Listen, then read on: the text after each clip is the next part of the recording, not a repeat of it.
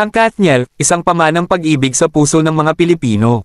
Sa mundo ng showbiz sa Pilipinas, may isang tambalan na nag-iwan ng marka sa puso ng milyon-milyong Pilipino, ang Katniel. Binubuo ni Catherine Bernardo at Daniel Padilla, ang Katniel ay hindi lamang isang simpleng love team, sila ay naging simbolo ng pag-asa, inspirasyon, at tunay na pagmamahalan. Nagsimula ang kanilang kwento sa teleseryeng Growing Up noong 2010 kung saan unang nakita ang kanilang chemistry.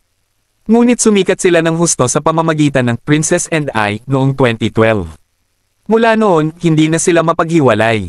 Bawat proyekto nila ay nagiging hit, maging ito man ay teleserye, pelikula, o konsyerto. Ang kanilang tagumpay ay hindi lamang dahil sa kanilang talento sa pag-arte. Ito ay dahil din sa kanilang natural na chemistry at sa kung paano nila pinapahalagahan ang kanilang mga tagahanga.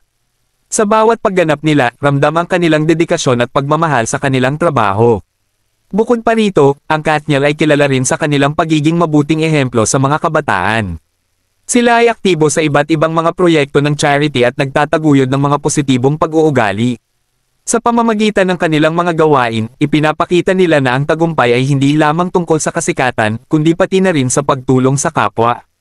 Ngunit higit sa lahat, ang Katniel ay nagtuturo sa atin tungkol sa pag-ibig. Sa kanilang mga karakter, ipinapakita nila ang iba't ibang mukha ng pag-ibig, pag-ibig sa pamilya, sa kaibigan, at higit sa lahat, sa taong pinakamamahal.